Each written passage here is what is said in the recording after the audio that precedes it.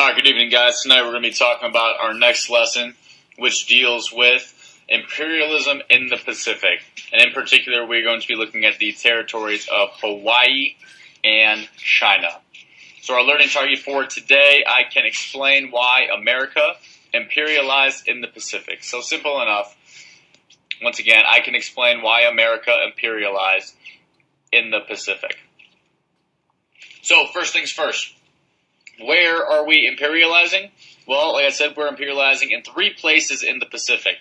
First place we are imperializing is Hawaii. The second place we are imperializing is an area known as the Philippines. And the third area that we are imperializing during this time period is China. Now, we are not going to be looking at the Philippines right now. And the reason for that is we are going to be looking at the Philippines during the Spanish-American War. So today we are going to be looking at Hawaii and China. So why is Hawaii desired? Well, the first reason that Hawaii is desired is because of its location. It's a great place because it's right in the middle of the U.S., and the rest of the Pacific, okay, Asia in particular. So if we go back and we look at this map, we can see, okay, pretty close to right about halfway, we have Hawaii. So it's a great place to kind of stop for when you're going to trade in areas in Asia. So the location was fantastic. Next reason Hawaii was desired was, again, kind of going off the idea of location, for military purposes. So during this time period, the late 1800s, we see the creation of Pearl Harbor. And so the United States convinces the territory of Hawaii to allow us to build a naval base, which is now the infamous Pearl Harbor. And the third reason, the most important reason, is because of the economy. And in particular with the economy, sugar. Okay, sugar is, without a doubt, the most important resource produced in Hawaii during this time period. And a reason why it's so critical is because for a while, there was no tax, there was no tariff on sugar from Hawaii. So we see all these rich business owners, they would go and they would try to create and develop as many sugar plantations as possible. And going along with the idea of the economy, what they were also allowed to do, because they brought in so many other people, is that allowed them to gain political control.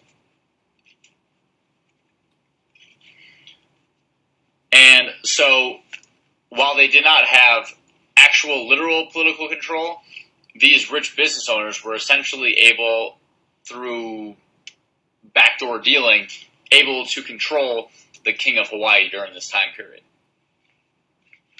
Well, what we see here is we see a problem, and the problem that we see is that right before 1900, a tariff is put on sugar from Hawaii.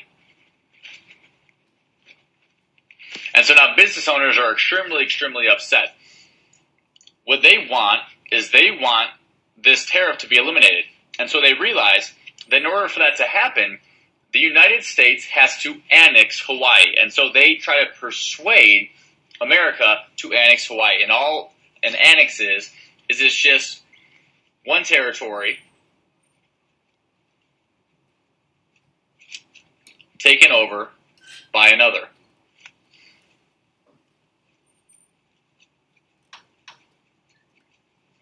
And so in this case, Hawaii is being taken over by the United States. And this is the primary reason right here for this tariff on sugar.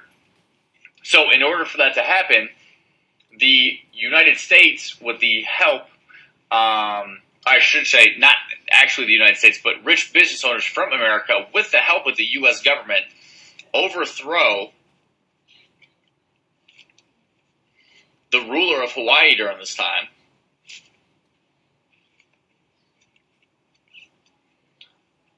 and they create a temporary government led by an American.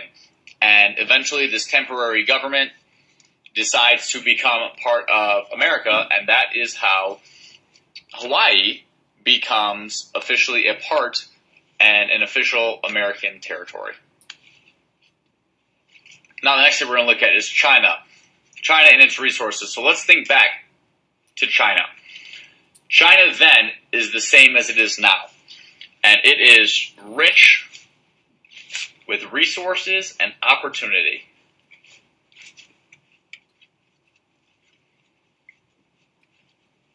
So because it was so big and because China was going through such a down period right now because there was a lot of destruction taking place, their empire that they currently had was in the process of being eliminated, China was basically a wounded animal ready to be overtaken. And a lot of countries saw that who were imperializing during this time period. So the United States, with the help of a guy by the name of John Jay, who's our Secretary of State, John Jay creates the open door policy. And what the open door policy is, I'm going to get rid of this. The open door policy essentially allows open season on any Chinese coast. So countries such as France, Britain, Japan, Italy, and Russia, as well as the US, of course, they all had equal access to China. And the reason for that is because all these countries realized how important China was and how much of an economic opportunity it was. And since it was such a huge economic opportunity, they all agreed that they did not want one country having sole control. So they all decided that anybody could go into China whenever they please. And then in addition, they decided that China was going to remain independent. And the reason that I put that in quotes, or I try to put it in quotes, it was a little sloppy, but the reason that I put that in quotes was because China was really not independent during this time period. And what I mean by that is that they were essentially controlled by these imperial countries trying to take over. And so that leads us to the Boxer Rebellion. And what the Boxer Rebellion was an attempt by Chinese nationalists, so an attempt by Chinese citizens, to retake the country and basically throw out any of the previous countries that were mentioned. And the reason they wanted to do that was because they wanted their country back. Okay? And in particular, they wanted their culture back. So what we saw during this time period in China was a huge influx of attempted change of the Chinese, whether that's through customs, clothing, food, and the biggest one by far was religion. And so this group known as the Boxer Group attempted to rise up and overthrow all of these other countries from China. Well, as you can probably imagine, a small Chinese group against some of the most powerful countries during this time period did not go so well. So the end result was thousands of Chinese died. And the Chinese were actually responsible for paying money to countries like America because of this takeover. So it ended up being a huge failure for the Chinese trying to throw out the rest of these imperialist countries. So last thing, the impacts of imperialism. The first impact of imperialism in the Pacific is economic. And this is huge. The amount of resources that we were able to get in both China and Hawaii were tremendous. And we're going to look at that more tomorrow. The second thing was military. And the biggest military achievement during this time period in the Pacific was, as we kind of talked about already, Pearl Harbor. And while, I guess we'll kind of add culture, as far as being able to spread culture, that was kind of a distant third. All right, so quick review.